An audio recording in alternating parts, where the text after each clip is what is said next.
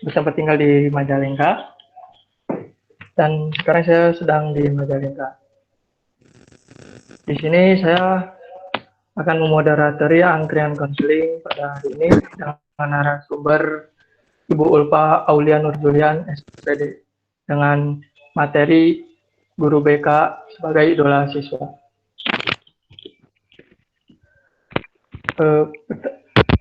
Selanjutnya saya akan membacakan kurikulum kita Ibu Ulfa supaya teman-teman mengenal terlebih dahulu narasumber pada hari ini.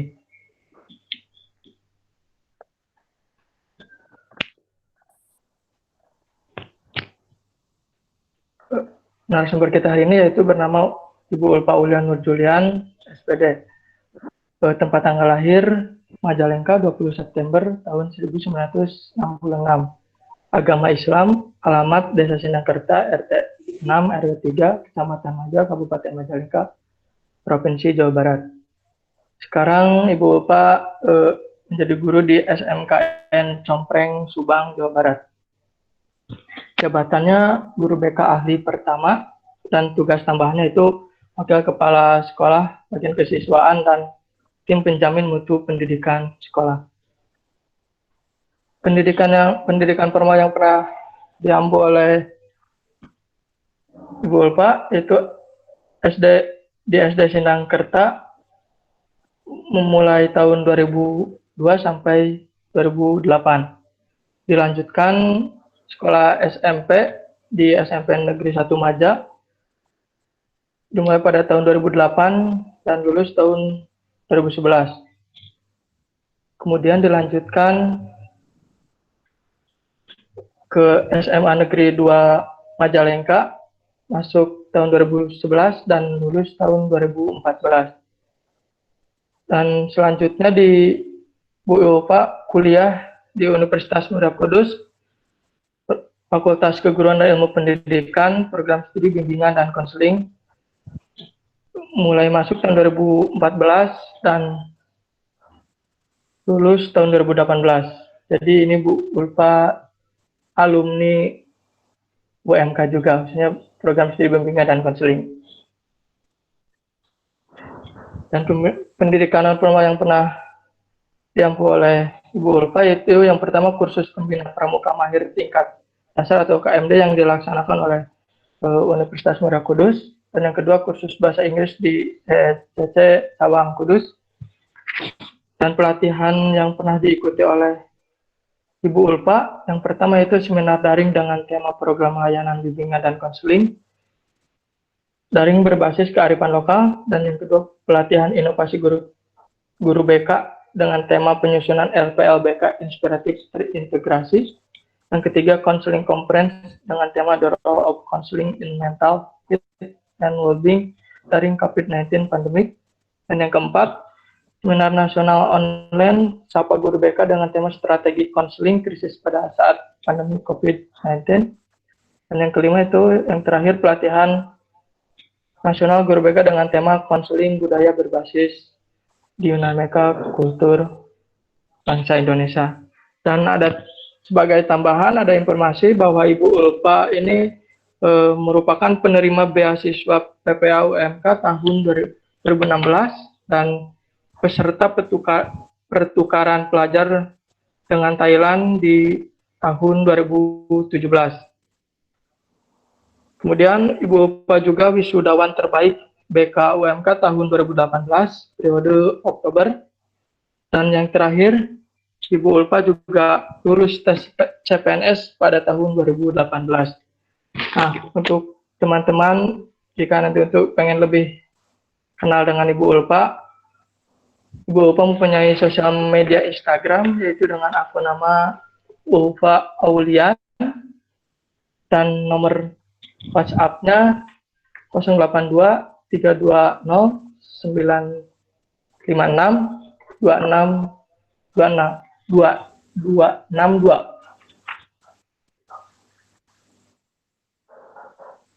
Selanjutnya untuk memanfaatkan waktu hari ini, saya Silakan kepada Ibu Ulfa untuk memaparkan materinya. Ya, terima kasih Saudara Ilham yang kebetulan juga adalah om saya. Kami sama-sama belajar di Universitas Muria Kudus. Dan semoga saja om saya juga bisa sama seperti saya sekarang bisa menjadi guru BK.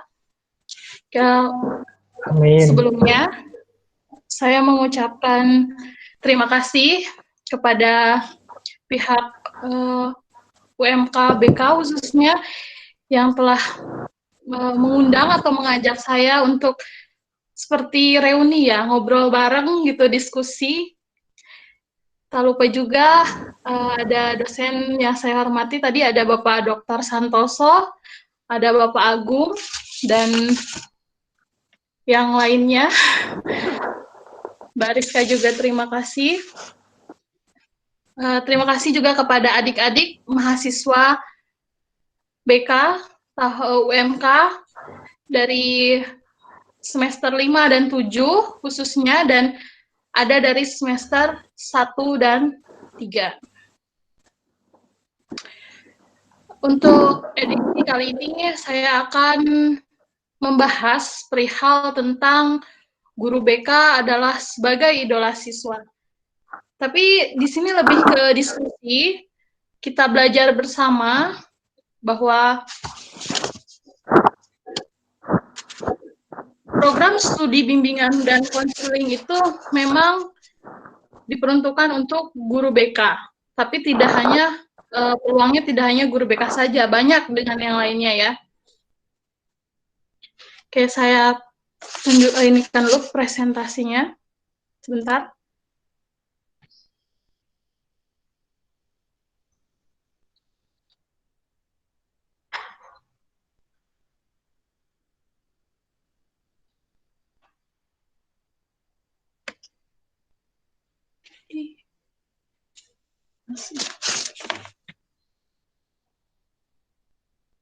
Sebentar ya, ini malah tidak keluar.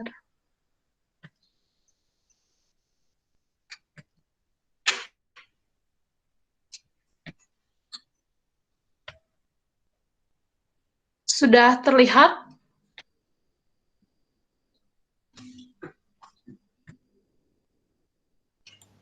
Sudah, Bu. Proses, Bu. Gimana, Mbak Rizka? Sudah terlihat? Belum. Masih muter-muter. Masih muter tadi. Coba diulangi lagi. Sudah. Sudah? Nah, sekarang udah muncul, Bu. Sudah muncul ya? Ya. Langsung saja. Guru BK sebagai idola siswa.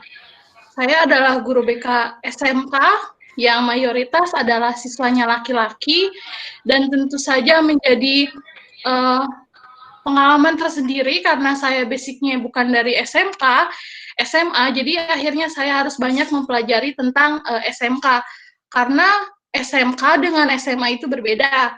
Kalau SMA itu sebagian banyak membahas tentang teori, kalau SMK banyaknya praktik. Sehingga untuk guru BK di SMK itu tidak ada jadwal tatap muka yang ditetapkan. Adanya itu ketika guru mata pelajaran yang tidak masuk dikarenakan berhalangan, maka guru BK bisa untuk mengisi kegiatan BK pada jam itu. Bedanya dengan SMA, untuk di SMA itu ada jam pelajaran terjadwal. Biasanya di tingkat 1 atau kelas 10 dan kelas 12. Untuk kelas 10 diberikan layanan orientasi tentang SMA, sedangkan untuk kelas 12 diberikan layanan karir. Oke, itu ya antara perbedaan bagaimana guru SMA, bagaimana guru BK SMA, dan bagaimana guru BK SMK. Lanjut, guru BK apa sih guru BK itu? Kalian apakah nanti setelah lulus dari program studi bimbingan dan konseling ingin menjadi guru BK?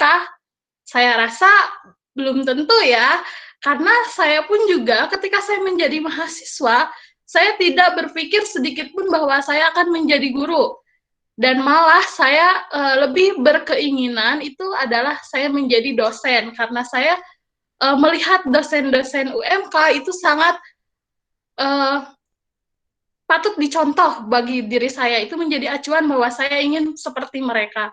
Tapi ternyata Allah berkehendak lain, karena saya mengikuti tes CPNS, itu alhamdulillah lolos, jadi akhirnya saya untuk saat ini menjadi guru BK, dan semoga untuk kedepannya saya juga bisa menjadi dosen BK juga. Itu menjadi progres saya selanjutnya, karena saya juga melihat dari dosen-dosen BK, UMK yang sangat memotivasi saya juga.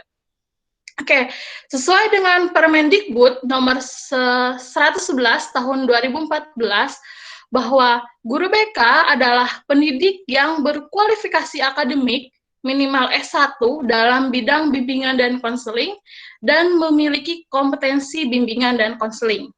Oke, tetapi pada kenyataannya di lapangan, banyak guru BK yang diisi oleh guru mata pelajaran lain. Why? Kenapa bisa kayak gitu?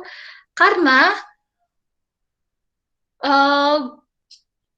masih menjadi minoritas untuk lulusan BK, khususnya di Jawa Barat. Untuk di Jawa Tengah, di Kudus, karena saya pernah PPL di sana dan juga pernah ikut serta beserta salah satu dosen saya untuk ikut tes di sana. Jadi saya tahu sebagian besar bahwa di Kudus banyak untuk guru BK itu sudah hampir memenuhi kriteria.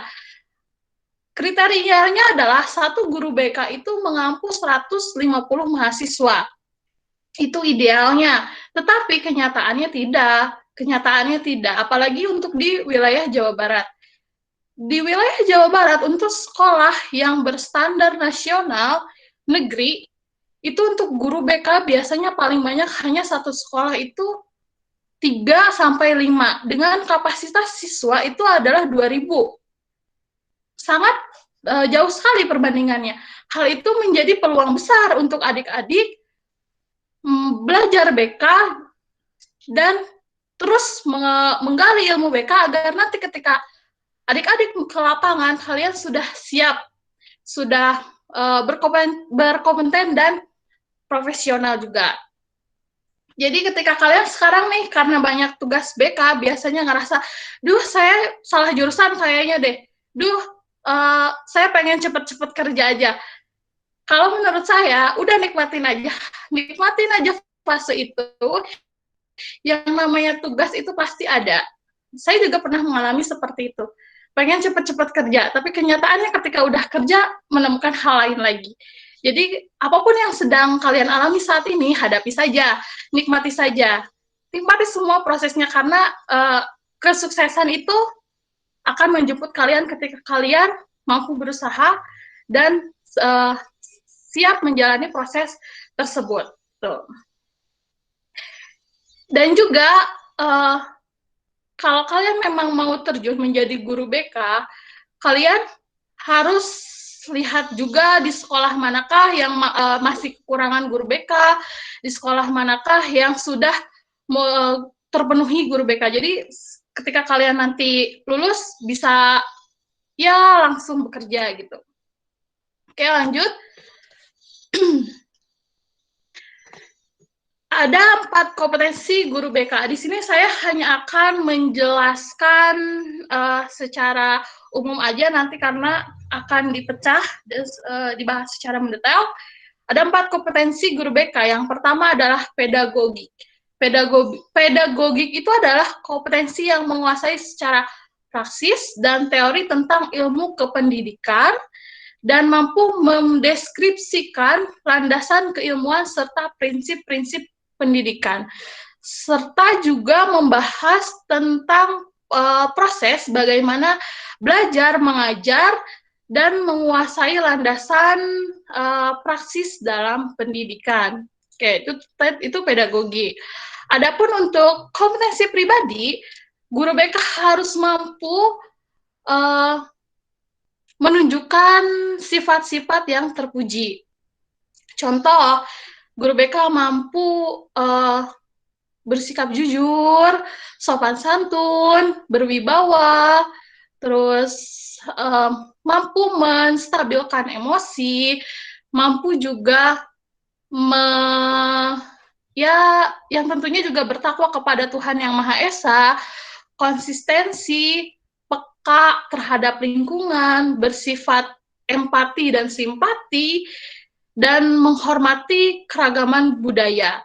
Serta juga guru BK mampu menampilkan toleransi kepada peserta didik yang menghadapi stres dan frustasi. Oke, lanjut. Untuk kompetensi sosial, guru BK mampu berkolaborasi dengan stakeholder di pihak sekolah. Dengan siapa saja sih guru BK bisa berkolaborasi? Yang pertama, guru BK berkolaborasi dengan tentunya adalah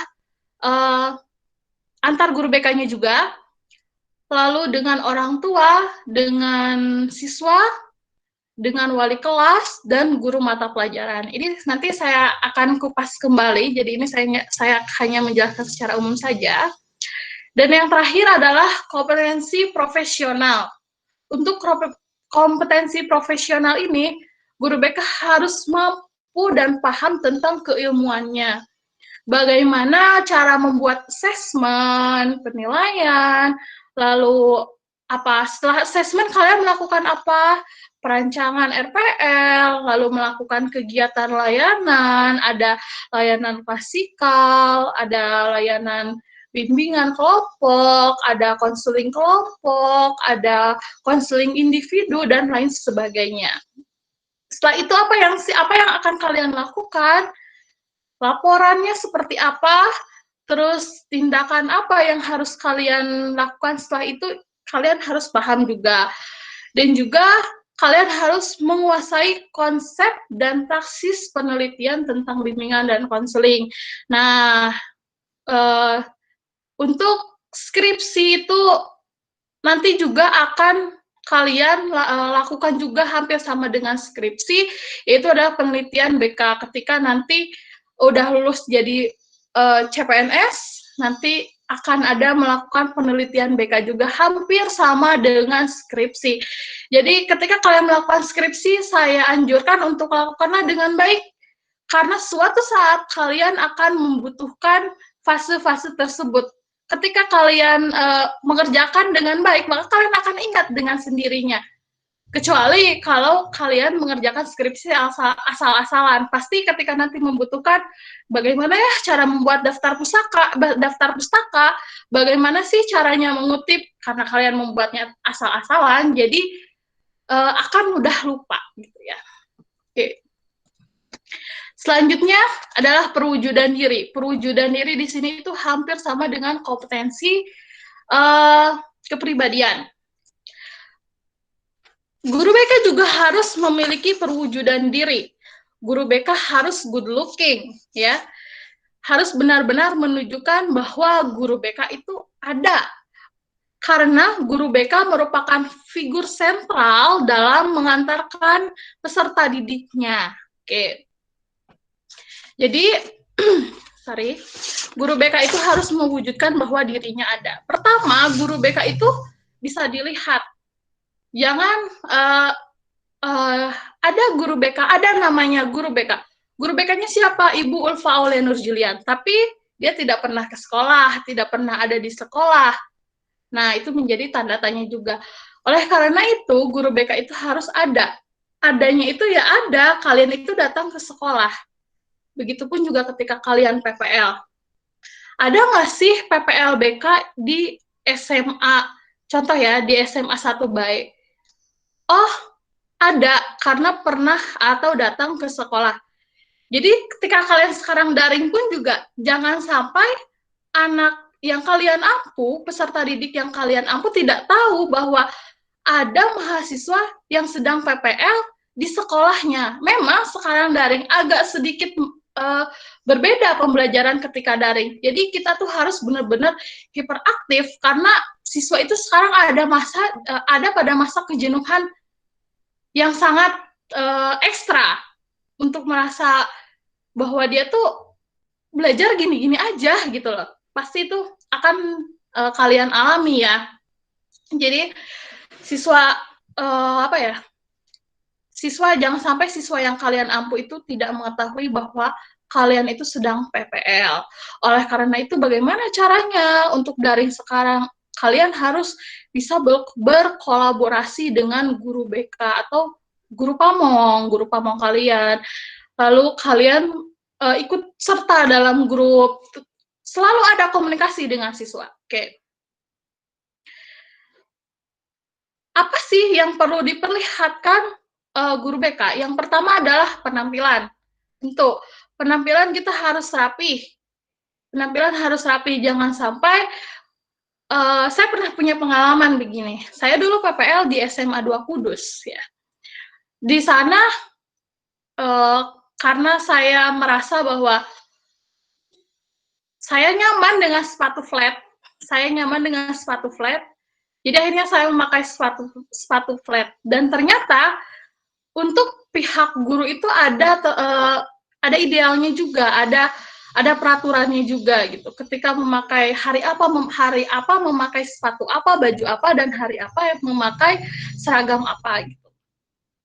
Saya kena teguran pada saat itu ketika saya memakai sepatu flat.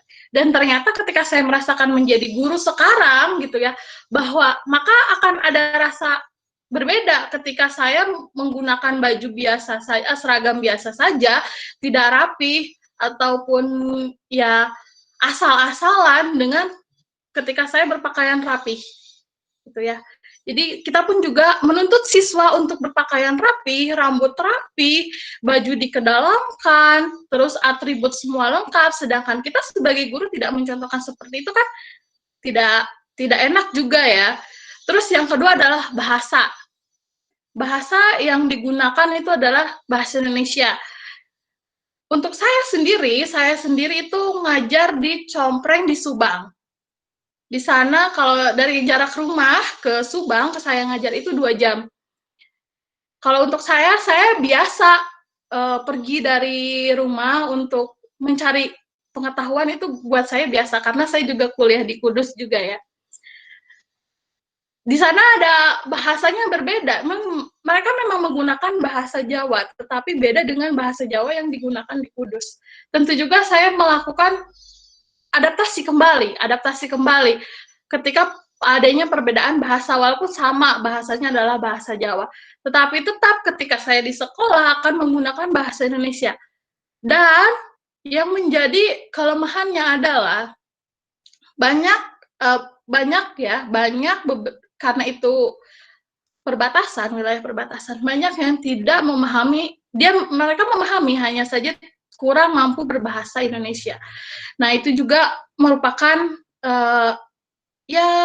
hal yang perlu kita tunjukkan ya, bahwa kita berbahasa, bahwa kita mampu komunikatif dalam berbicara. Gitu. Selanjutnya adalah cara berpikir kita. Kita harus menunjukkan kepada peserta didik bahwa cara berpikir kita itu yang benar-benar solutif. Ya, solutif. Jadi sehingga nanti peserta didik itu mempercayakan ketika ada permasalahan datang kepada kita. Oke. Yang selanjutnya adalah dirasa.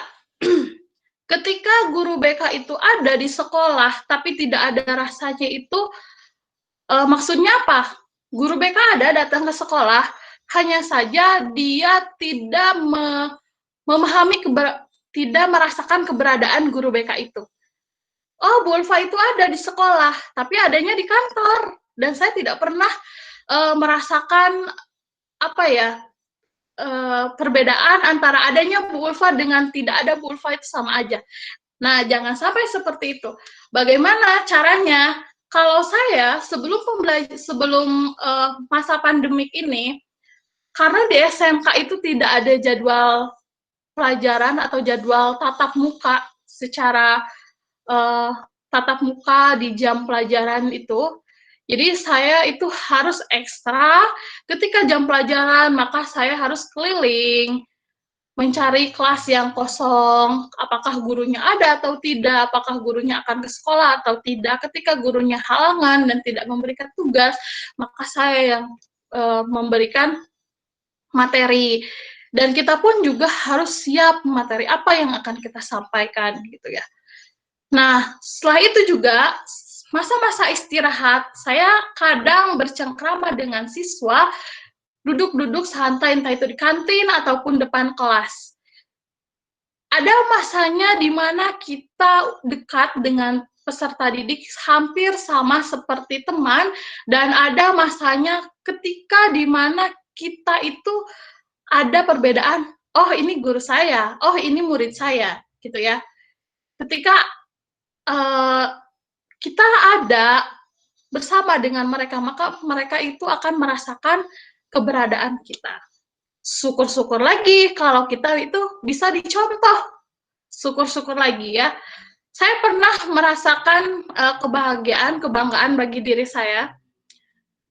Saya baru 2 tahun mengajar, ada salah satu siswa laki-laki, dia tuh ekstra sekali telat.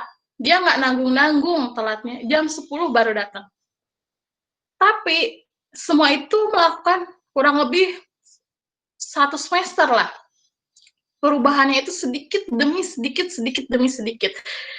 Terus sampai saya home visit, bagaimanapun itu, pokoknya saya berusaha, saya bersama dengan wali kelas dan yang lainnya, bagaimana caranya agar dia tuh nggak hanya 1 orang, 1 geng. Bagaimana 1 geng itu bisa benar-benar ya masuk ke sekolah dengan tepat waktu. Nggak nanggung-nanggung, masuknya jam 10 malah.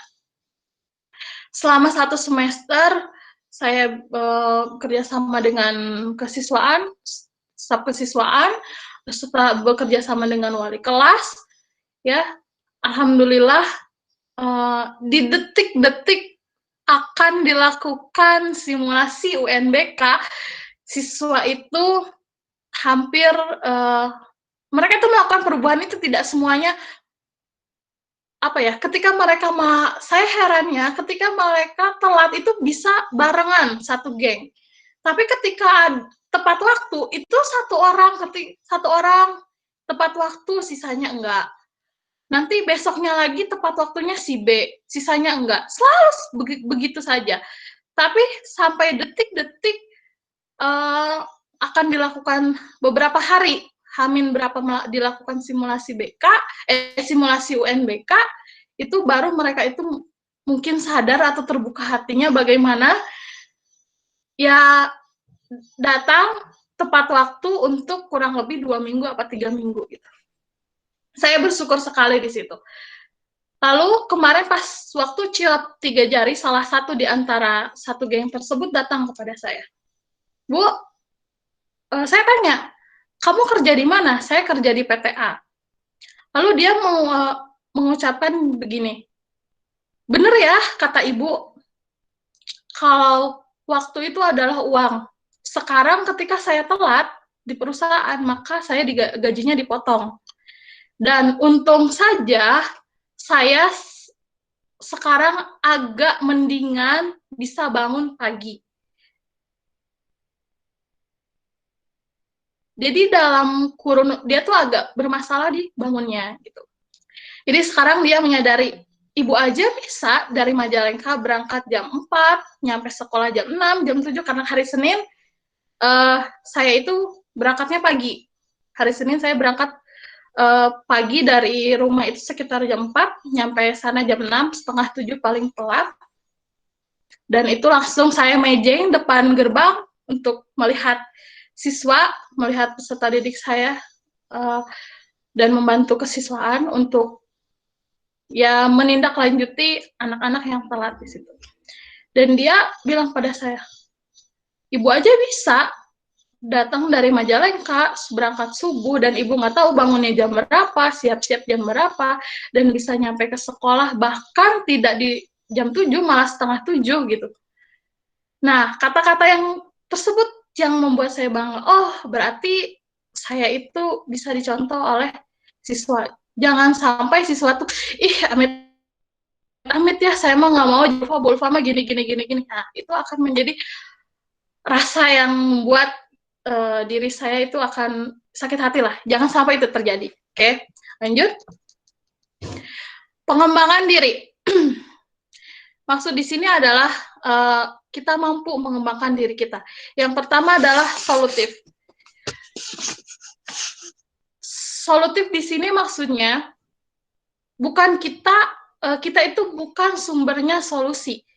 Solusi itu ada pada diri siswanya sendiri. Kita hanya memberikan wadahnya saja. Tapi di sisi lain juga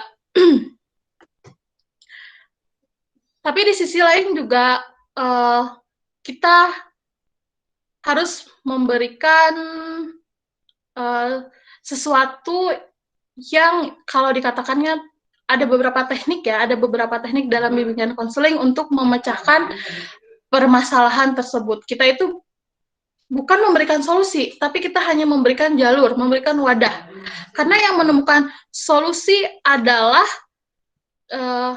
diri siswa sendiri, ya. Jadi kita itu hanya sebagai wadah solusinya aja. Jadi kita harus solutif, memberikan beberapa option tentang pemecahan masalah. Yang menentukan adalah peserta didiknya sendiri. Yang kedua adalah mengembangkan jiwa yang kreatif dan inovatif. Sekarang itu udah zaman milenial ya. Kita jangan sampai kalah dengan peserta didik. Apa sekarang itu lagi musimnya apa nih? Apa yang lagi disukain oleh siswa? Oh, teknologi, oh media sosial. Kita harus berimbang gitu ya. Kita juga harus kreatif dan inovatif ketika kita memberikan layanan. Jangan sampai membuat jenuh siswa. Kalau kita memberikan layanan hanya sebagai diskusi, ceramah, itu akan secara terus-menerus ya, diskusi terus, ceramah terus, gitu aja, itu akan membuat siswa itu jenuh dan tidak menarik. Apa yang kita sampaikan itu tidak akan menjadi menarik. Oleh karena itu, kita harus berpikiran yang kreatif dan inovatif.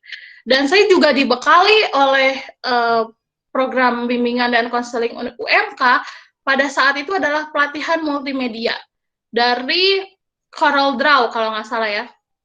Jadi di situ tentang animasi, bagaimana cara menggerakkan animasi ini, bagaimana cara membuat animasi ini, dan itu terpakai sekarang.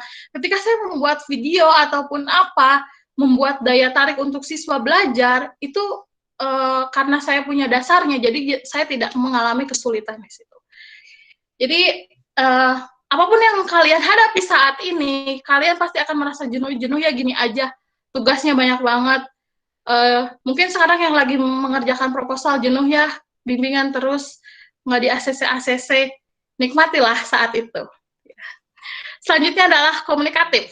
Kita harus pintar berbahasa, komunikatif juga dengan siswa gitu kan, menjalin hubungan yang baik juga,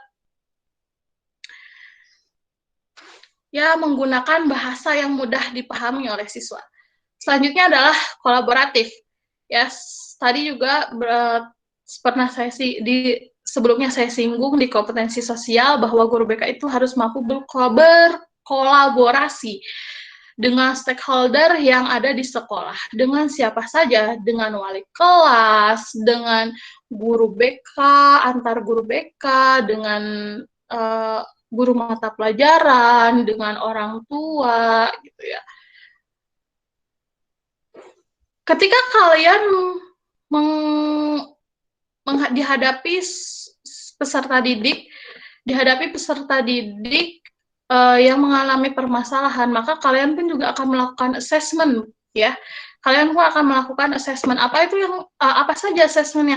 Entah itu dengan wawancara, observasi, ataupun melihat dari hasil DCM, melihat dari hasil AKPD, melihat dari hasil ATP, ataupun dari sosiogramnya, kalian itu juga kan melihat. Nanti di situ kalian akan berkolaborasi, menyamakan bagaimana, benar nggak sih di mata pelajaran A, dia itu seperti ini. Gitu. Jadi kalian harus mampu berkolaborasi dengan stakeholder yang ada di sekolah. Begitupun juga PPL sekarang, kalian akan mengalami kesulitan kalau kalian hanya berdiri sendiri. Ya udah, pokoknya saya bakalan memberikan penjelasan melalui Zoom, saya kirim, saya share di grup tanpa kalian berkolaborasi dulu dengan guru BK ataupun guru pamong, maka kalian akan mengalami kesulitan. Oleh karena itu, kolaborasi itu penting, ya. Oke, ini kesimpulan secara menyeluruh bahwa guru BK yang idola itu adalah mampu berkomitmen pada peserta didik. Untuk mencapai pendidikan, guru BK tidak hanya dituntut memiliki kemampuan tinggi dalam berpikir, tapi ia juga memikirkan komitmen yang tinggi terhadap peserta didik, sehingga dapat memainkan perannya dengan baik. Sehingga peserta didik mampu mencapai tujuan perkembangannya. Komitmen dengan peserta didik. Kalau kalian melayani peserta didik, harus komitmen. Kalau kalian masuk ke kelas, harus komitmen, jangan sekali masuk tidak gitu ya. Terus kayak karena kalian ada permasalahan dengan si A ataupun kalian kurang menyukai tingkah laku salah satu peserta didik, jadi itu membuat kalian tidak masuk kelas, itu jangan. Pokoknya kalian harus berkomitmen dengan peserta didik. Begitupun juga pada saat PPL ya. Walaupun peserta didik kalian ataupun siswa kalian yang kalian ampu itu kurang antusias terhadap apa yang kalian bahas, tapi tetap kalian harus berkomitmen, kalian harus tetap menyampaikan. Bagaimana? Tapi kalian harus mampu berintrospeksi diri. Oh, siswa yang saya ampu ini kurang antusias. Apa ya yang kurang dari diri saya? Oke, selanjutnya adalah paham keilmuan yang diampu. Menjadi pertanyaan saya adalah, kalian paham BK itu apa? Kalian merasa tidak bahwa kalian salah masuk jurusan? Ya. Kalian harus ngerti, BK itu apa? BK itu apa? Kalian harus paham. Tuh. Guru BK harus mampu memahami keilmuan yang diampu. Belajar itu sepanjang hayat. Sampai sekarang pun, saya juga masih sama belajar. Untuk guru biasanya belajarnya dari MGBK bersama dengan antar profesi, dengan guru BK yang lainnya, melakukan seminar dan pelatihan. Dan bagi kalian sekarang, karena kalian mahasiswa, ada fase di mana emang kalian menggali ilmu, galilah sedalam-dalamnya, ambillah ilmu para dosen-dosen yang sangat-sangat memiliki banyak ilmu. Gali aja terus. Suatu saat kalian akan membutuhkan itu. Betul sekali. Karena ketika saya melakukan tes CPNS itu kan ada pertama SKD, kemampuan dasar, itu adalah umum, matematika, bahasa Indonesia, dan yang lainnya. Dan yang kedua adalah tes SKB, kompetensi bidang, seleksi kompetensi bidang. Ketika SKB, saya ngechat sama salah satu dosen saya. Karena ini tidak bisa melihat ya, itu salah satu dosen UMK, BK malah. Bapak mohon maaf, saya mau beli buku ini, karena jauh ya, saya nggak apa-apa Pak, saya minta PDF-nya aja. Nah, di situ kalian akan membutuhkan itu, karena apa ya, saya juga merasa, ya saya memahami lah apa yang kalian rasakan saat ini gitu. Mungkin pada saat menjadi mahasiswa, apa sih udahlah gitu-gitu aja, yang penting cepet lulus, cepet kerja. Ternyata enggak, sekarang udah ada di fase ini, saya malah membutuhkan buku itu. Pas saya mau beli. Dan ternyata alhamdulillah dosen tersebut memberikan secara gratis. Terima kasih Bapak sudah mengantarkan saya sejauh ini. Sangat luar biasa sekali saya bisa seperti ini, itu karena dosen BKUMK juga. Oke. Lanjut, yang ketiga adalah mengelola pembelajaran. Bimbingan dan konseling itu bukan mata pelajaran, tapi belajar dan mengajar. Guru BK itu tidak memberikan nilai, tapi guru BK itu akan merasa puas. Kalau guru mata pelajaran akan merasa puas ketika nilainya pada bagus, tapi guru BK itu merasa puas ketika peserta didiknya mencapai sesuatu yang mulia, sesuatu yang sesuai dengan kompetensinya. Contoh sekarang, saya merasa bangga ketika anak didik saya setelah lulus SMK itu adalah bekerja, tidak menganggur, itu akan merasa bangga. Tuh.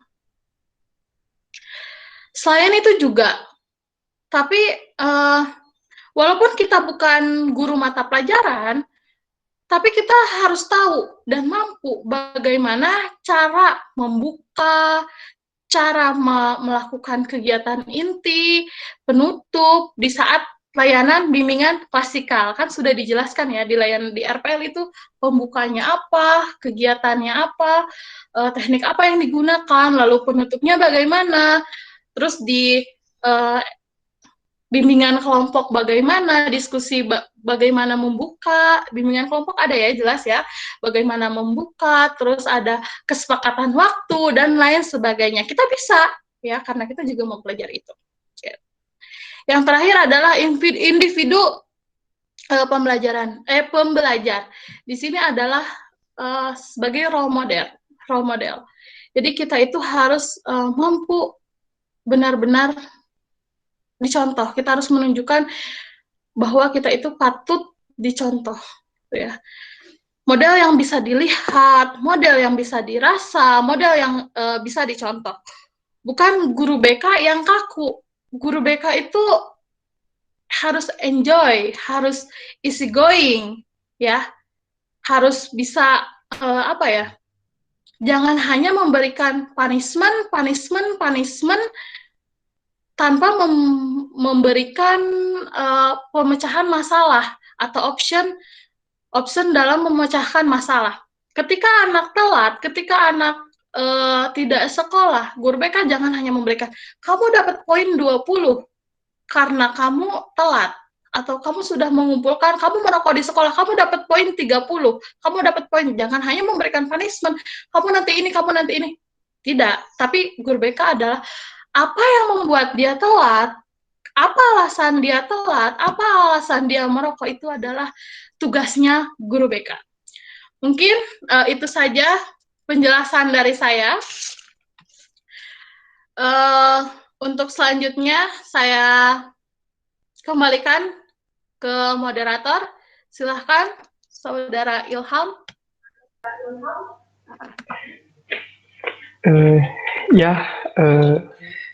Terima kasih Ibu Ulfa sudah memaparkan materinya yang sangat bagus dan bermanfaat buat kita mahasiswa sebagai calon guru BK biar bisa jadi idola siswa. Nah, teman-teman, barangkali ada yang mau bertanya, silahkan bisa bertanya melalui kolom chat atau langsung menghidupkan mikrofonnya dan kameranya. Silahkan bagi yang mau bertanya, kita diskusi bareng-bareng, boleh kok bertanya selain seputaran dari materi tadi.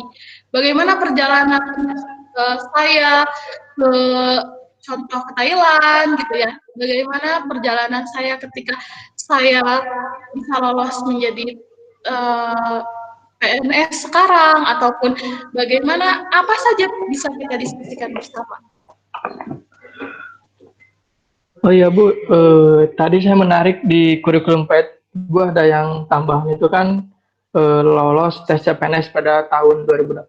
Nah, dan bagusnya juga kan Ibu bisa pas lulus kuliah langsung lolos tes CPNS juga. Nah, itu bagaimana ya tips supaya bisa lolos tes CPNS setelah lulus? Ini mau langsung dijawab atau pertanyaannya ditampung dulu? Bagaimana? Mungkin dijawab aja dulu, nanti setelah jawaban yang ini dijawab, teman-teman bisa menyambung pertanyaan selanjutnya. Supaya mungkin teman-teman ini pengen melihat gambarannya dulu bagaimana gitu. Pertanyaan-pertanyaannya. Saya tunggu pertanyaannya yang lain ya. Bagaimana tips bisa lolos tes CPNS? Sebenarnya saya juga tidak menyangka karena saya bercita-cita ingin menjadi dosen sebenarnya. Saya pengen kuliah lagi, kuliah S2, saya ingin menjadi dosen. Tapi Allah berkata lain, malah memberikan menurut saya yang lebih-lebih dari ini. Ketika saya harus mengeluarkan uang untuk kuliah, ternyata malah Allah memberikan rezeki gitu ya. Pada saat itu memang saya benar-benar melakukan seleksi tersebut gitu. Saya daftar tes CPNS itu sebelum wisuda. Dan baiknya UMK ketika sebelum wisuda itu sudah memberikan PDF, berupa PDF itu adalah scanan ijazah asli. Jadi saya bisa daftar. Jadi ketika saya belum wisuda kalau nggak salah tanggal belasan, tanggal 18 atau tanggal 17, saya lupa. Tapi saya tanggal 3 apa tanggal 1 itu saya udah daftar.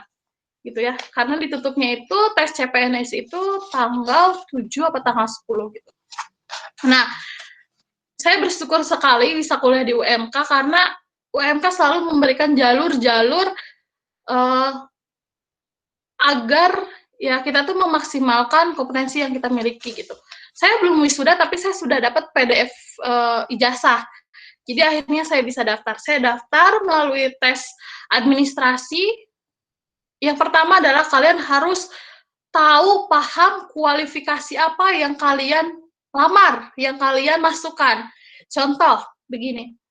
Kasusnya begini ya, guru BK itu bisa ngajar di SLB, bisa juga ngajar di SMA, SMK, maupun SMP. Ketika kalian melamar ke SLB, itu dilihat dulu kualifikasinya itu yang dibutuhkan apa? Apakah lulusan PLB atau lulusan BK? Banyak teman saya yang dari BK melamar ke SLB. Ternyata di situ adalah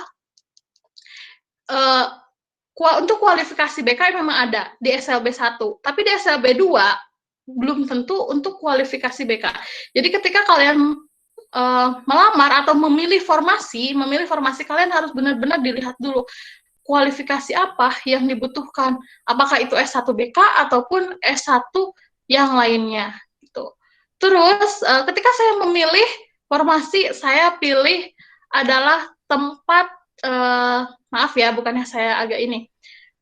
Tempat yang memang jarang orang datengin. Biasanya orang itu mau kan ke kota, ke sekolah-sekolah yang bagus, sekolah-sekolah yang sudah memang bukan merintis ya, sekolah yang sedang berkembang. Nah, saya pada saat itu adalah memilih formasi memang sekolah yang baru merintis. Dan pada saat itu juga saya bisa melihat berapa banyak orang yang sudah daftar atau memilih formasi tersebut. Dan pada saat saya daftar, 0, tidak ada yang daftar. Tapi ketika terakhir, ternyata ada 5.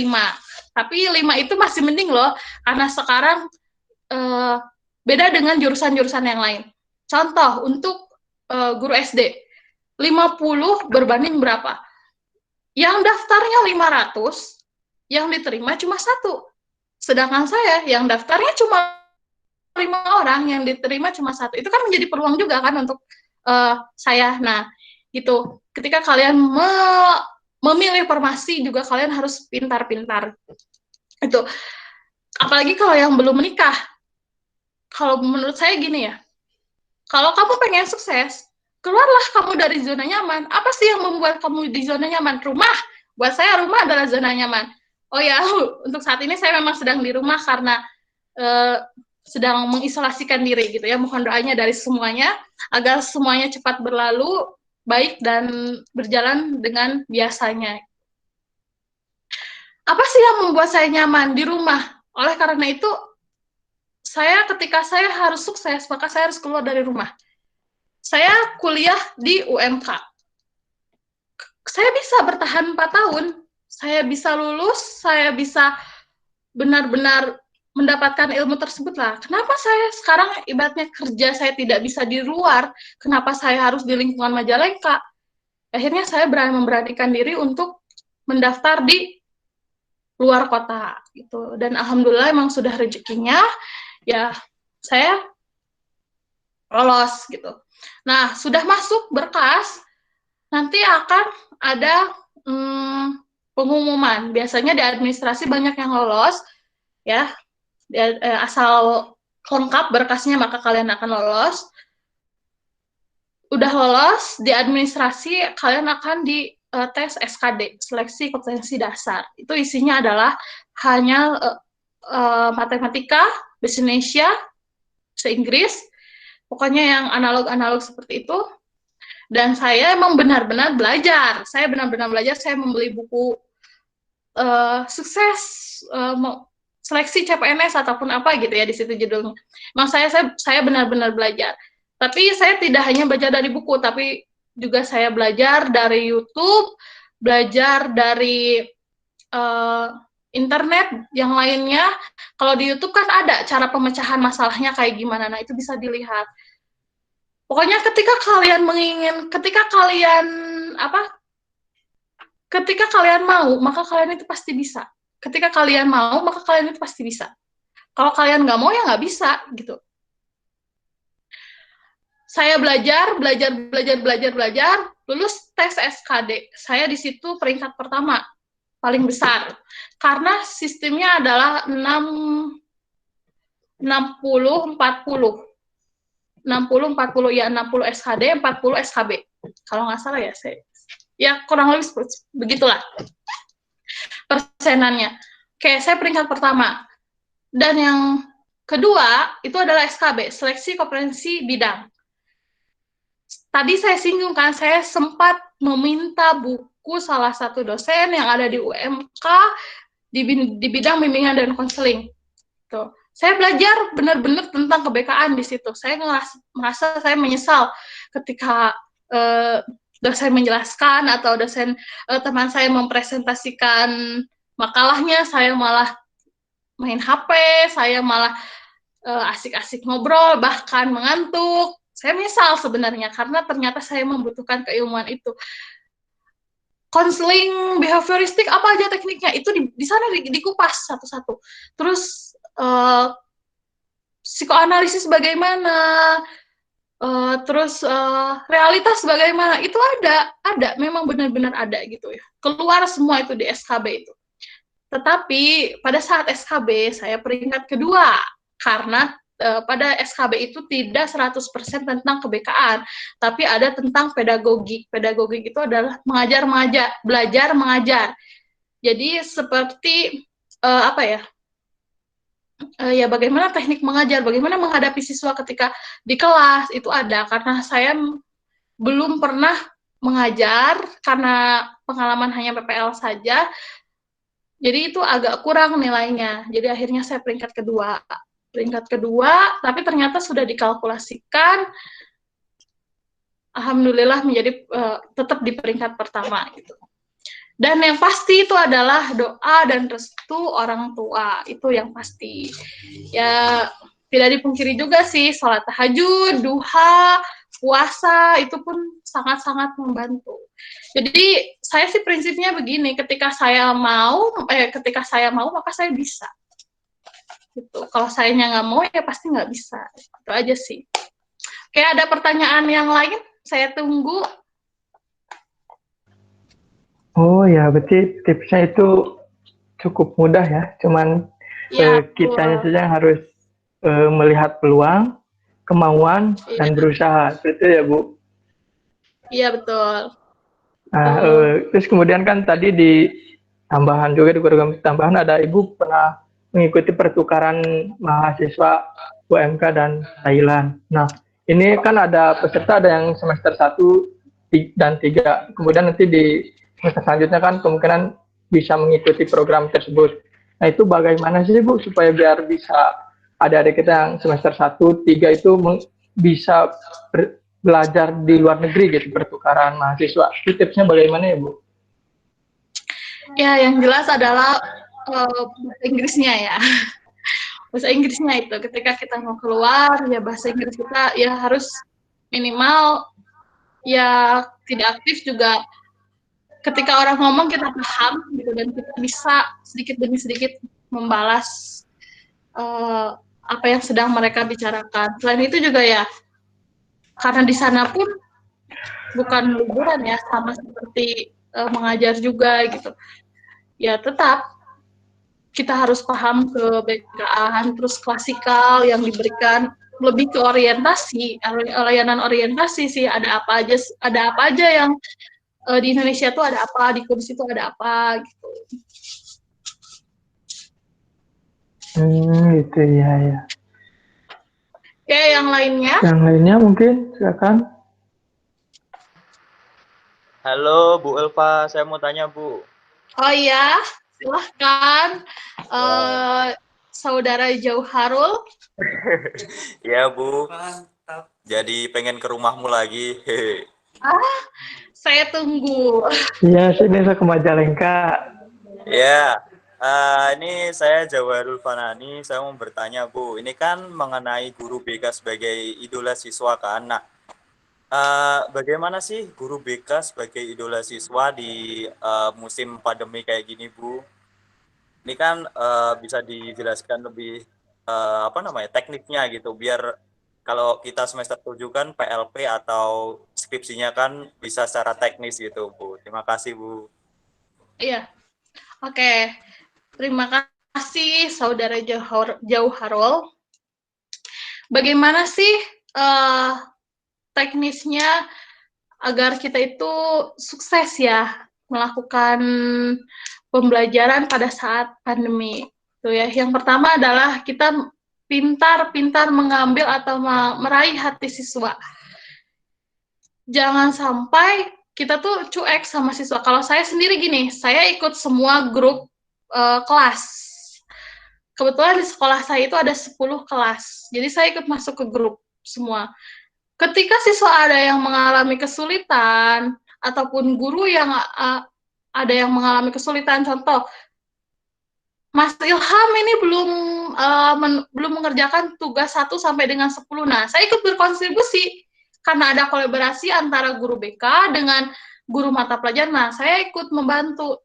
Saya mencari Mas Ilham tuh yang mana nih? Oh, yang ini. Didekati, terus apa kendalanya? Perlu di home visit. Jadi ketika masa pandemi kayak gini, kalian itu, buat saya nggak bisa berjalan sendiri. Tidak bisa guru BK itu jalan sendiri aja, nggak bisa. Harus ada kolaborasinya. Kolaborasinya biasanya itu kalau saat kayak gini ya, biasanya itu dengan wali kelas, home visit, itu lebih sering. Dengan guru mata pelajaran, perkembangan anak, karena saya rasa mungkin mahasiswa juga sama ya. Kalau untuk peserta didik saya, di masa pandemi ini banyak tugas yang tidak dikumpulkan. Jadi kami para guru itu mencari, apalagi ini kan minggu ini hari Jumat mau dibagi rapot. Kemarin sempat gempar-gemparnya para guru turun ke rumah untuk ibaratnya ya melihat kondisi anak, kenapa anak tidak mengikuti ujian gitu. Begitupun jadi nanti ketika kalian terjun ya, kalian pun harus bisa berkolaborasi dengan guru BK juga, guru pamong gitu kan. Terus nanti dengan guru pamong akan dilanjutkan dengan guru mata pelajaran, guru dengan wali kelasnya. Tindakan apa yang akan kalian lakukan? Kalau perlu home visit ya home visit.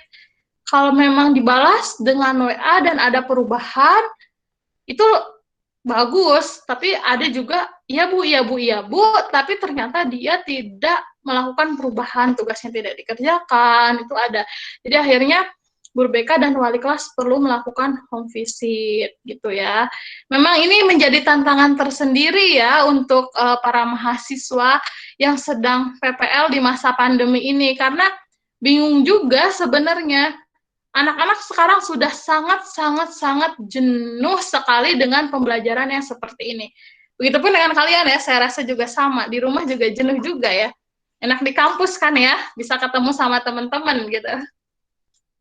Jadi banyak hal-hal yang menarik yang harus kalian tunjukkan. Entah itu memberikan video motivasi, janganlah memberikan tugas-tugas. Guru lain sudah memberikan tugas kepada siswanya. Matematika udah ada tugasnya, terus biologi sudah ada tugasnya, PABP sudah ada tugasnya. Nah, BK masa mau ngasih tugas juga gitu. Nah, guru BK hanya sebagai motivasi-motivasi saja. Gitu. Bagaimana sih biar anak tuh nggak stres gitu? Bagaimana sih cara bikin anak itu nyaman? Ya kayak memberikan video-video gitu. Itu aja sih. Dan yang pasti ketika anak itu membutuhkan kalian, kalian ada. Itu aja. Oke, ada yang lain? Terima kasih jawabannya Bu Ulfa. Sekarang bisa ada apa namanya? Gambaran untuk pencerahan atau gambaran buat nanganin anak-anak PLP. Oh, siswa, maksud siswa, saya kan PLP. Terima kasih, Bu. Oke, sama-sama. Ayo yang lainnya mungkin teman-teman semester 5, 3, atau 1 boleh bertanya. Nah, dan ini Bu Ulfa juga ada mengirimkan Google Form tentang materi yang tadi yang sudah dibahas, nanti sama teman-teman diisi.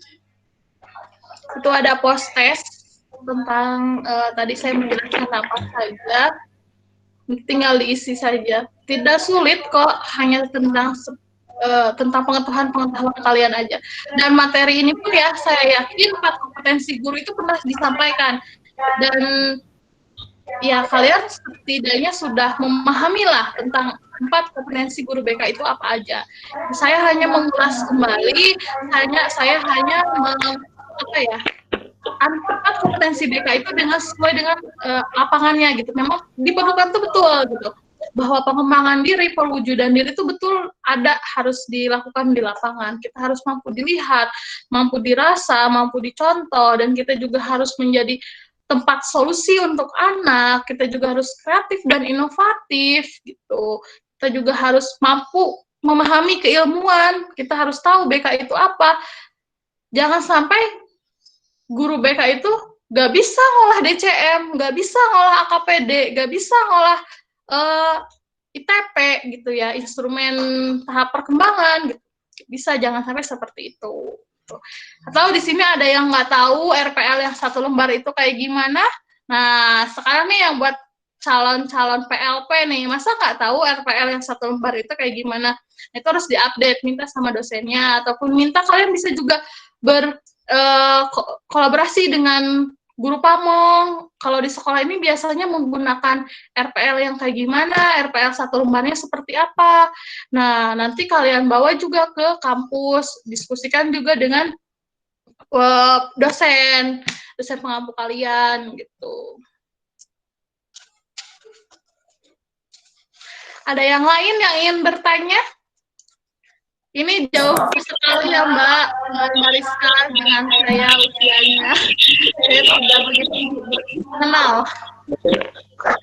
Izin bertanya Bu. Ya. Saya Lia Ameliani dari semester 5 BKUMK.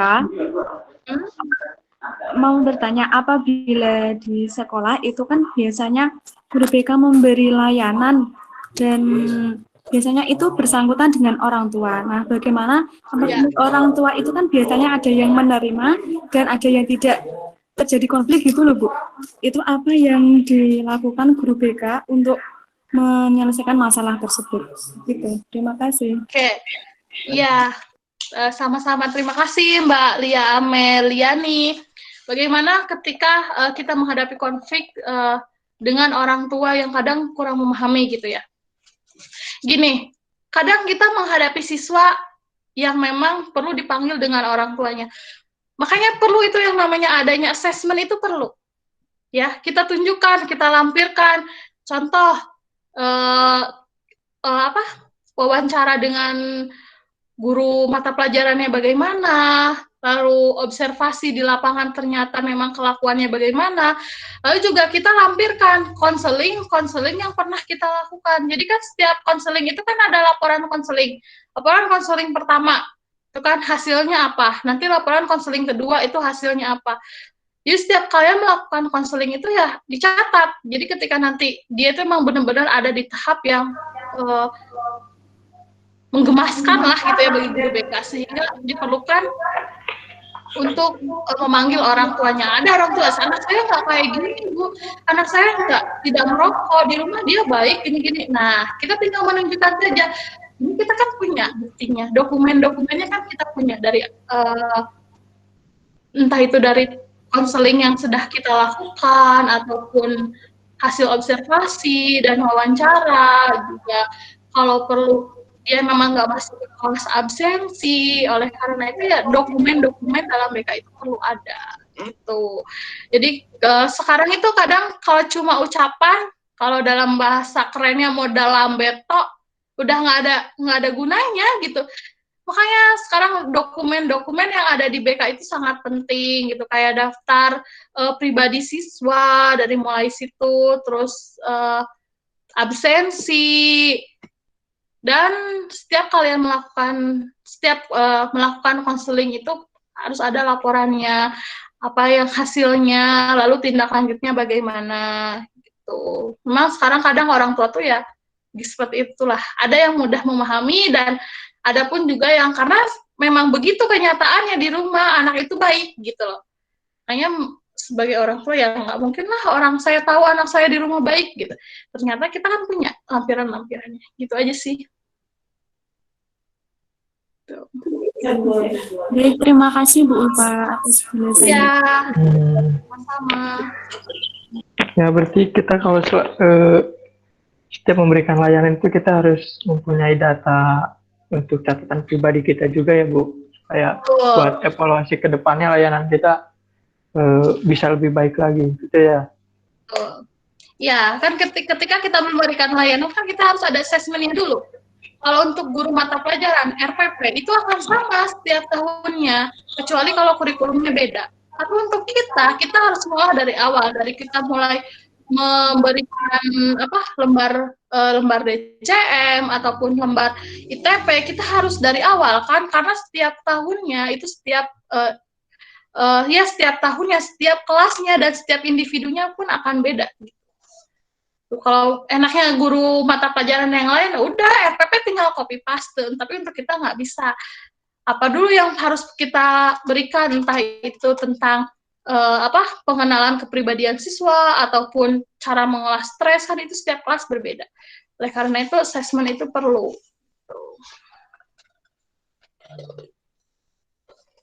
Ada yang lain? Seru sekali ya, sebenarnya saya merindukan belajar di SMK itu, apalagi di perpustakaan, tempat-tempat saya mengerjakan skripsi. Ya, Mbak Rizka? Iya, tempat terseru di sini, Yung. Iya, betul sekali itu. Itu tuh gudang ilmu sekali.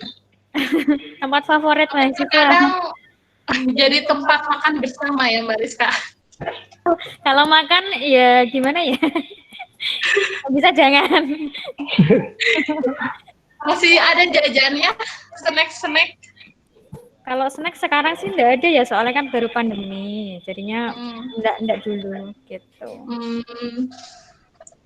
Saya sangat merindukan sekali UMK, betul. Kesini dong, kawan-kawan. Ya, nantilah kapan-kapan saya bisa main ke sana. Iya, biar bisa ketemu dan juga dosen-dosen. Iya. Ayo, yang lain saya tunggu. Kita diskusi bersama. Mungkin ada pengalaman pas waktu KPL pertama apa gitu ya, kita diskusi bareng-bareng.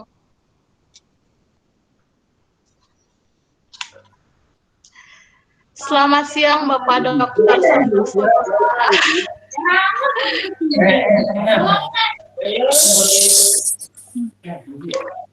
Assalamualaikum Bu.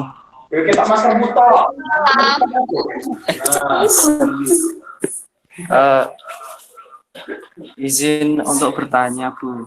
Iya. Ya, perkenalkan, nama saya Ahmad Jumanto dari semester 3 Bu. Iya. Nah, pertanyaan saya, biasanya kan pada awal-awal semester guru BK memberikan AKPD kepada siswa. Ya. Kemudian, apa yang dilakukan Bu Ulfa untuk memberikan AKPD tersebut? Terima kasih. Di masa pandemi maksudnya apa gimana?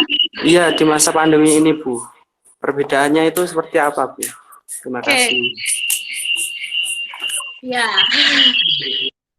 Terima kasih tadi Mas, siapa namanya? Terima kasih ya untuk saya sendiri. Mas Ahmad. Oh, Mas Ahmad ya. Ahmad Jumanto. Oke, untuk saya sendiri saya tidak menggunakan AKPD saat ini. Saya menggunakan ITP, instrumen tahap perkembangan, gitu kan. Itu dari UPI karena ini wilayahnya Jawa Barat jadi agak kita sedikit gitu ya, berbeda gitu. Tapi saya sempat menggunakan AKPD, pernah pas awal saya menggunakan AKPD juga. Gitu, awal-awal masuk ke SMK itu saya menggunakan AKPD. Itu saya sebar memang ada juga apa sih namanya? Saya print out gitu. Tapi untuk sekarang karena masa pandemi saya sangat terbantu sekali dengan Google Form gitu. Jadi hasilnya itu kita tidak usah memasukkan, tinggal copy paste saja gitu. Hanya saja kendalanya itu karena apa sih, ITP itu ada 77 pernyataan, 77 pernyataan ya. Dari 77 nomor itu juga ada ABCD gitu kan. Nah, itu pun juga membuat siswa tuh banyak banget jenuh gitu. Jadi banyak yang tidak mengerjakan. Tapi saya itu tetap harus memberikan, saya membutuhkan assessment itu kan, karena saya harus memberikan layanan gitu. Jadi saya tetap mengambil suara terbanyak, minimal setengahnya dari siswa tersebut itu sudah mengisi. Kalau memang belum mengisi, saya terus karena siswa saya nggak terlalu banyak ya, hanya 25, 30, nggak sampai 32, 36 gitu kan. Jadi masih agak bisa ambil lah gitu ya. Jadi saya chat satu-satu, kamu belum mengerjakan ini, sok ibu tunggu. Sabar itu kuncinya itu kuncinya itu cuma satu, sabar gitu ya.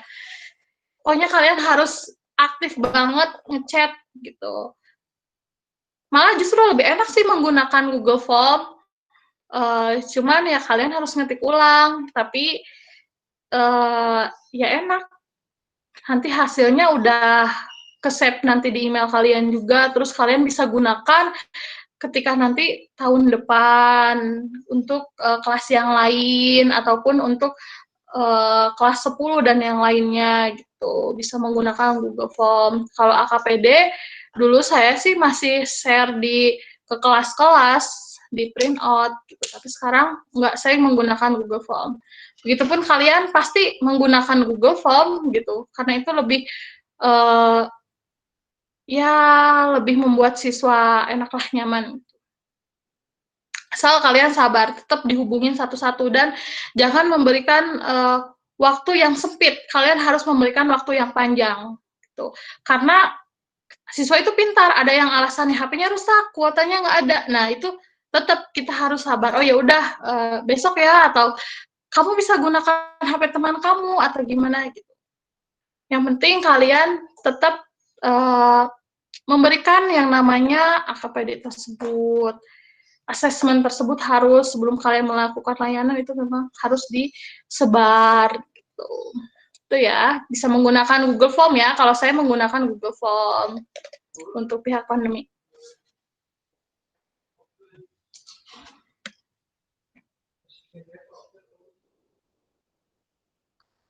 Oke.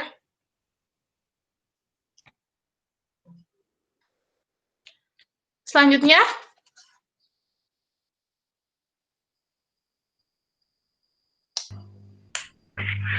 Selanjutnya, yuk teman-teman, masih ada waktu nih. Kapan lagi bisa bertanya sama alumni BKUMK, alumni terbaik lagi. Nah, sekarang waktu yang tepat kita manfaatkan berbagi ilmu sama Ibu Ulfa.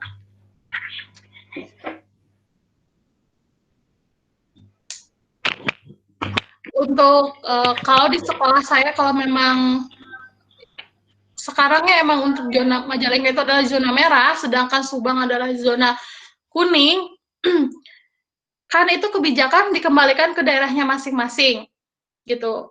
Rencananya untuk sekolah saya itu akan dilakukan tatap muka untuk SMK saya, SMK Compreng, gitu. Jadi itu akan sebenarnya akan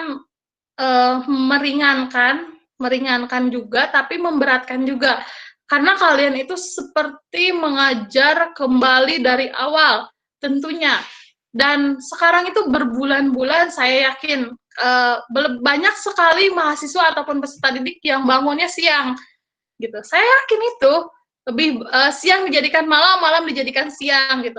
Otomatis nanti akan banyak anak yang telat, gitu kan. Terus juga pengaruh-pengaruh nanti asal saya sistemnya kan genap ganjil, akan ada banyak alasan gitu. Itu guru BK tuh harus pintar, harus kreatif gitu.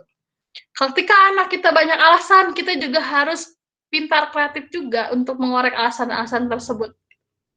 Nanti ketika PPL, semoga saya berharap sih ketika nanti Januari memang ada tatap muka, begitupun kalian juga ketika PLP nanti juga tatap muka, agar judul-judul skripsi kalian tuh benar-benar yang ya sesuai dengan keadaan di lapangan gitu, dan kalian juga bisa melakukan penelitiannya.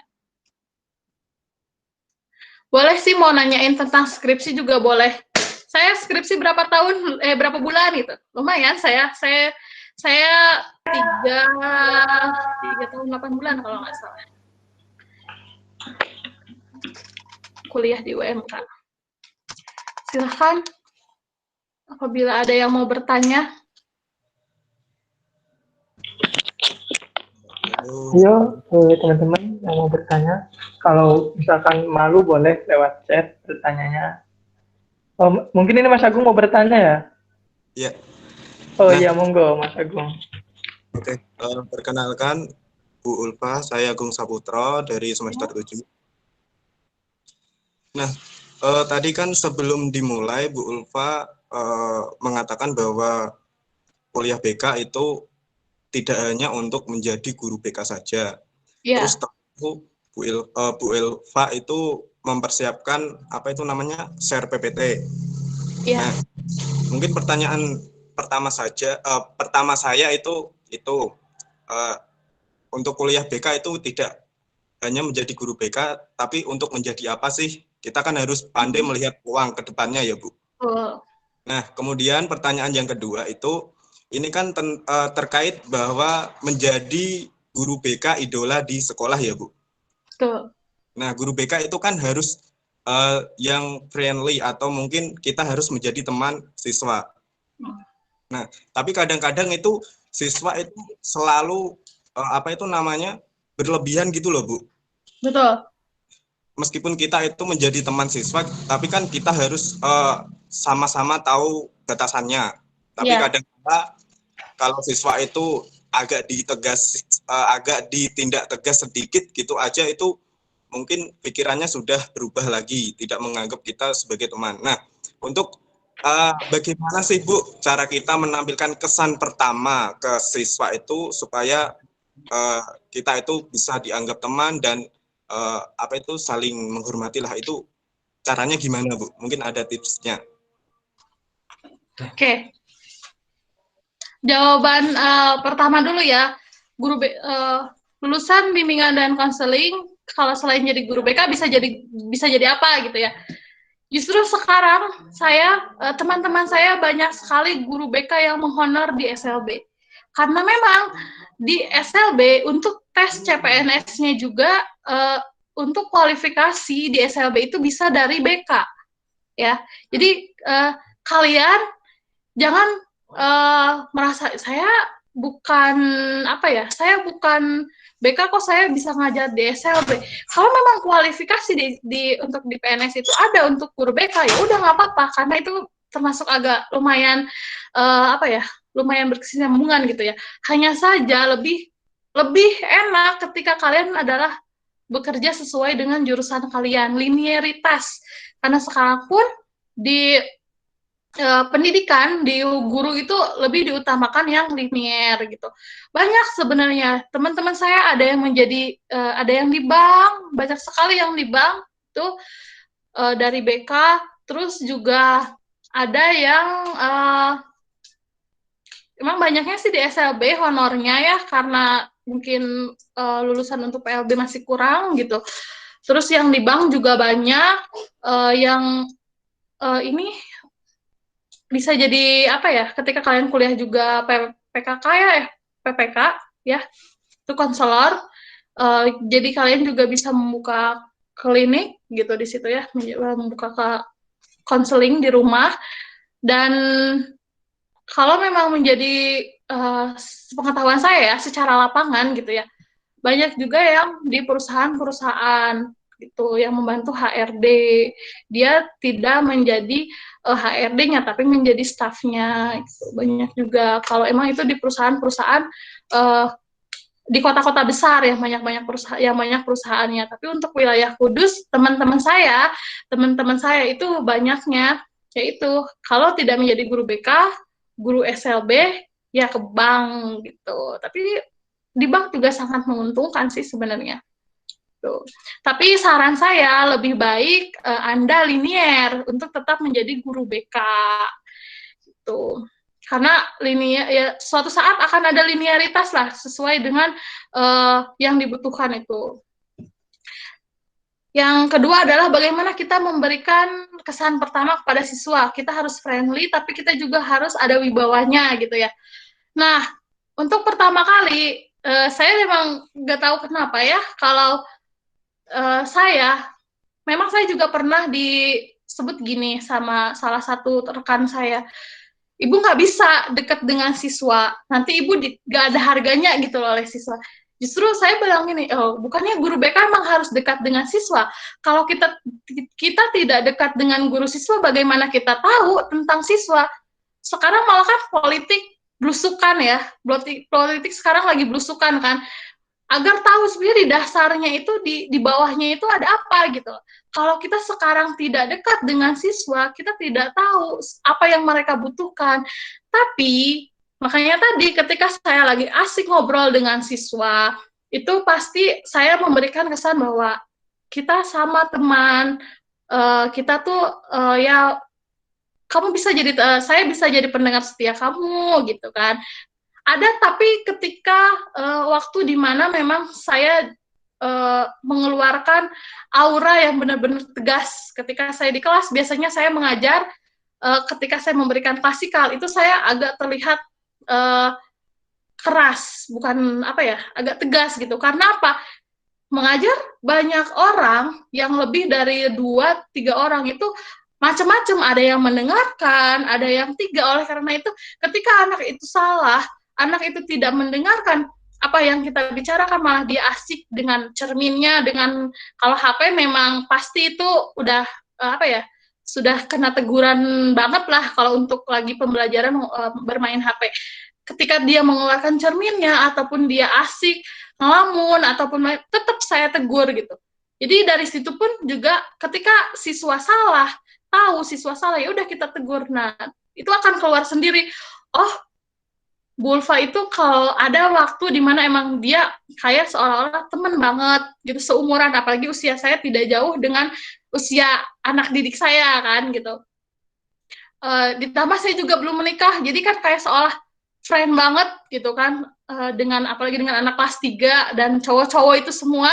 Nah, itu asik-asik emang sebenarnya. Jadi kalau udah di kelas mah tetap kita harus mengeluarkan ya wibawa kita, bahwa kalau anak yang salah, ya harus digimana, anak yang bisa menjawab pertanyaan kita atau merespon dengan baik, itu harus bagaimana. Itu nanti akan keluar dengan sendirinya penilaian-penilaian dari anak. Gitu. Asal kita konsisten dan komitmen aja. Gitu. Kalau kitanya di kelasnya santai, anak yang main ML ataupun game tapi nggak kita tegur, ya apa sih? Ya udah, dia mau ngobrol apa, mau ngomong apa, ya udah nggak usah didengerin. Nah, itu nggak bisa kalau kayak gitu. Kalau udah di kelas ngajar yang orang banyak gitu ya, ngajar gitu dengan benar-benar kayak diskusi ataupun pemberian layanan klasikal, ya udah kita gunakan benar-benar prinsip kita ya, kalau anak itu salah ya benar ditegur gitu, jangan dibiarkan aja. Itu aja sih, nanti itu akan keluar sendiri dari penilaian dari siswanya sendiri. Oke, yang lain? Terima kasih. Iya, sama-sama Mas Agung. Bisa dipahami Mas Agung? Bisa, Bu. Ya. Ya, mungkin teman-teman yang lain ada yang mau bertanya lagi?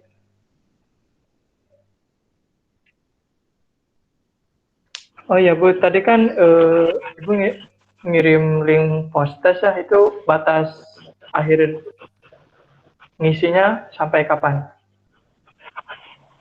Saya rasa itu sedikit ya, jadi saya kasih waktu 24 jam juga cukup. 20 menit dari sekarang ya Bu? 1 hari juga nggak apa-apa sih sebenarnya. Takutnya yang lain mau gitu. Kan ini ada beberapa bagian, tadi kan ada 40 yang bergabung, sekarang hanya 33 Bu orang Ulfa, ini ada yang mau bertanya ini Pak. Ya. Pak Santoso, halo. Ya. Assalamualaikum. Waalaikumsalam Bapak. Waalaikumsalam. Assalamualaikum Bapak.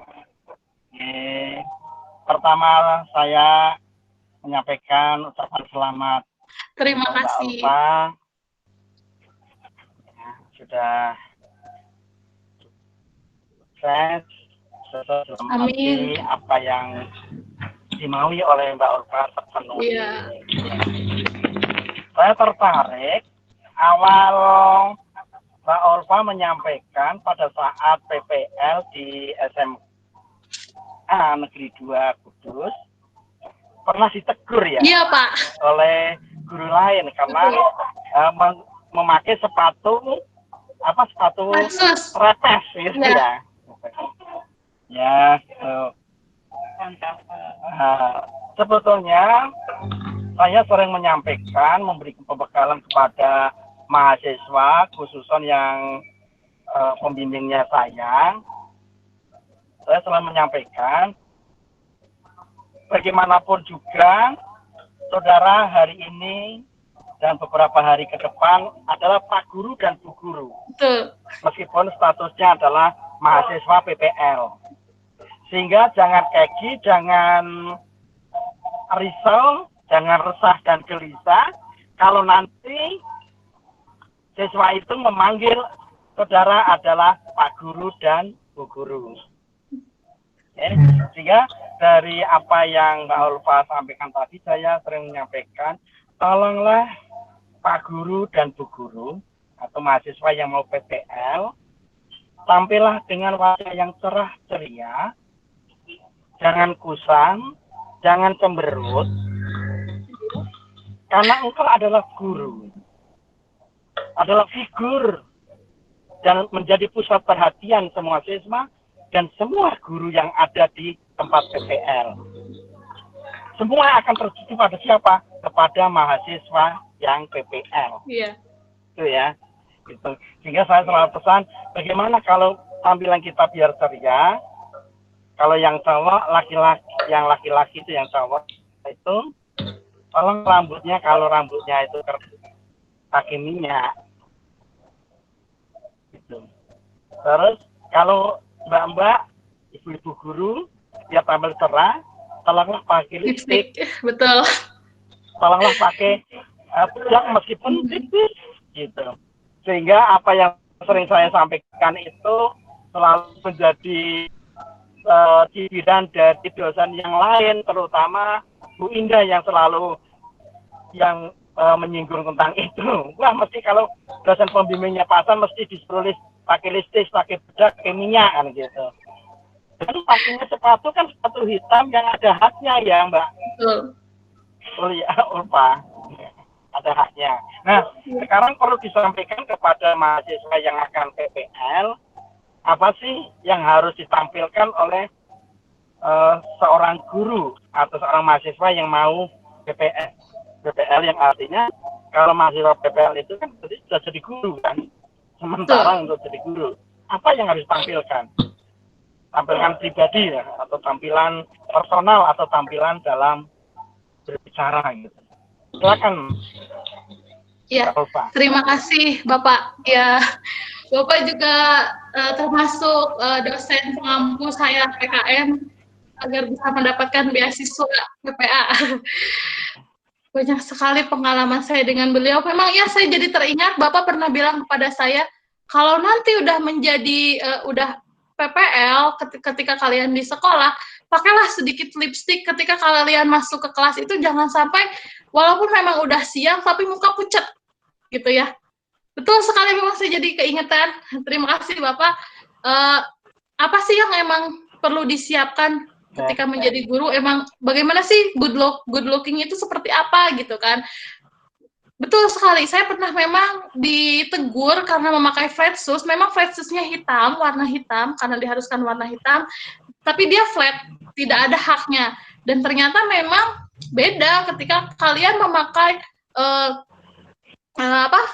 flat shoes, bukan yang ada haknya itulah, minimal jangan tinggi-tinggi, memang jangan tinggi-tinggi gitu, tapi seenggaknya ada haknya gitu. Jadi dari atas itu apa yang perlu ditampilkan untuk perempuan, yang jelas kerudung memang harus rapi, jangan cuma asal seret-seret gitu aja ya. Dan juga kalian harus ketika ke kelas jangan sampai mengundang untuk menjadi cibiran siswa. Contoh bajunya yang terlalu mengetat, itu juga nanti siswa itu akan salah fokus, dan namanya anak seusia segitu itu masa perkembangannya itu lebih banyak ingin tahu gitu ya, apalagi usia SMA, SMK gitu kan. Jadi jangan sampai ketat lah gitu. Lebih terutama untuk perempuan menggunakan rok, dan juga roknya jangan sampai di atas pinggang, bajunya jangan sampai di atas pinggang, harus ke bawah juga. Untuk laki-laki tentunya potongan rambutnya karena untuk siswa ada aturannya sendiri, jangan sampai di bawah telinga. Tapi tadi di awal PPT malah anak saya sendiri rambutnya pada panjang gitu, karena dia pulang dari PPL. Ketika anak pulang dari PPL itu memang seperti anak kembali menjadi anak-anak dan perlu dididik kembali gitu. Jadi rambutnya agak panjang gitu. Ya seperti itulah, kalau mau masuk ke kelas gak apa-apa, sedikit-sedikit berbedak sedikit, asal jangan terlalu ini gitu. Terus pakai lipstick, wangian juga, jangan sampai bikin anak salah fokus. Dari baju kita juga gitu, diperhatikan dulu sebelum masuk ke kelas, perhatikan dulu apa yang kita pakai. Jadi kalau dulu pas saya PPL, ya saya mah sebelum ke kelas ngaca dulu gitu. Begitupun dengan yang laki-laki, sepatunya juga, pentopel juga sama. Kalau untuk PLP, perempuan juga cukup saya saja yang mendapat teguran, itu memang saya dapat teguran sekali, itu agak tidak mengenakan bagi hati saya sebenarnya, tapi saya bersyukur karena memang saya sekarang merasakannya beda ketika saya menggunakan sneakers, ada sepatu juga yang tali gitu, ataupun saya flat shoes dengan menggunakan jungle, biasanya saya menggunakan jungle ataupun pentopel gitu. Tadi saran dari Bapak Santoso memang sangat bermanfaat sekali, betul. Saya pernah ingat Bapak pernah bilang kepada saya, pakai lipstick menjadi good looking lah, walaupun ngajarnya udah siang jam 2 tapi tetap fresh. Ya Pak, terima kasih Bapak.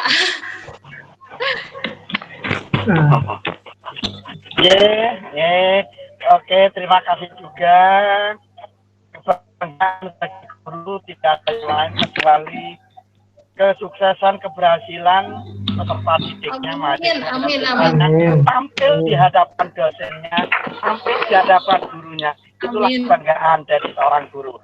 Betul Pak. Amin. Menghirukan hingar-bingar politik, hingar-bingar orang mencari jabatan, hingar-bingar orang mencari kesibukan untuk mendapatkan pendapatan yang besar sekali. Itulah kebanggaan guru adalah tatkala siswanya tampil di hadapan gurunya, itulah kebanggaannya.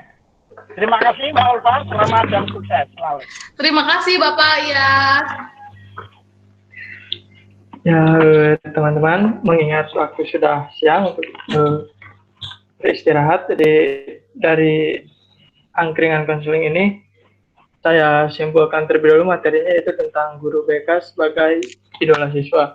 Nanti untuk menjadi guru BK yaitu tadi yang pertama, lihat terlebih dahulu pulang tempat sekolah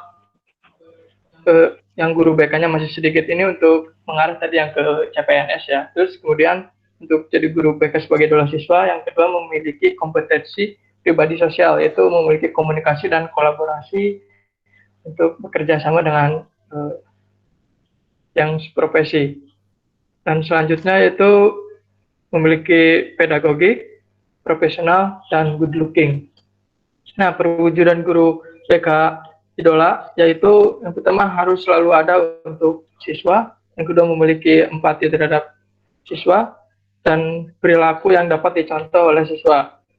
Selanjutnya bisa bekerja sama dengan dan berkomunikasi dengan orang tua siswa, guru mata pelajaran, dan kepala sekolah. Dan yang terakhir itu berkomitmen pada siswa, paham dengan keilmuan BK-nya, dan bisa mengolah pembelajaran supaya pembelajaran BK itu lebih menarik lagi. Itu kesimpulan dari diskusi kita hari ini. Dan teman-teman, kita foto bareng terlebih dahulu ya. Mohon teman-teman kameranya diaktifkan.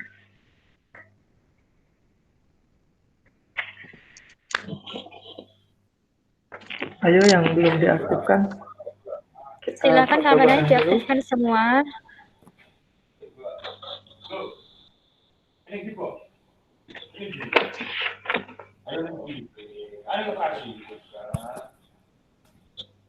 Ayo dihidupkan.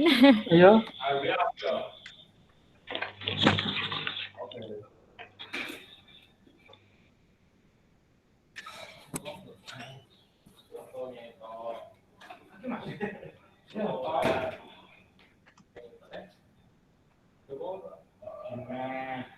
Ayo dipasang wajah cantik dan gantengnya. Silakan dihidupkan dulu kameranya biar nanti cepat selesai ini ya. Nah, udah lebih dari waktu yang kita tentukan.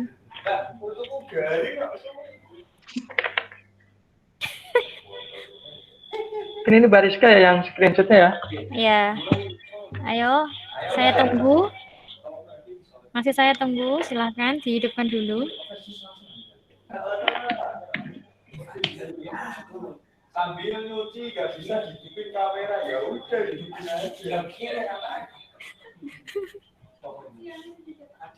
Noval, Dwi Octavia, Yumna, Nuraini, Ika, Rizal, Amalia, silahkan dihidupkan. Adit, Niken, Silva, Lia, Jojo.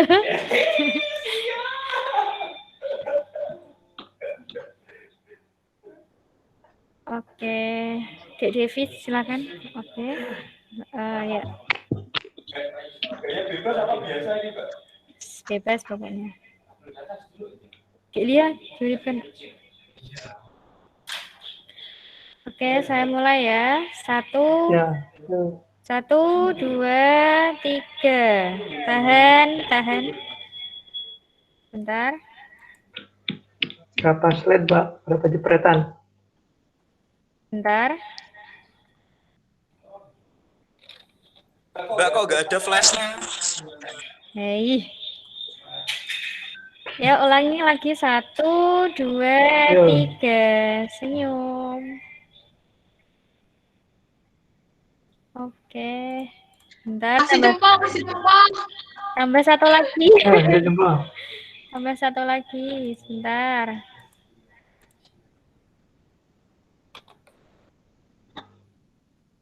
Wait. 1, 2, 3. Oke. Udah. Ya, terima kasih. Terima kasih teman-teman sudah mengikuti acara angkringan konseling edisi Desember ini dengan tema Guru BK sebagai idola siswa. Semoga ilmu yang kita dapatkan bermanfaat untuk kita semua, dan semoga kita selalu diberi kesehatan dan masa pandemi ini segera berakhir. Dari saya sebagai moderator, ucapkan Assalamualaikum warahmatullahi wabarakatuh. Waalaikumsalam warahmatullahi wabarakatuh. Terima kasih untuk semuanya. Bye. Terima kasih. Sampai ketemu. Sampai ketemu Ya, tahun depan. Ya. Oke, dadah. Cek Ulfa nanti tak chat ya. Siap, Mbak. Ini teman-teman udah boleh keluar ya, Mbak? Ya, silakan keluar. Ya, teman-teman monggo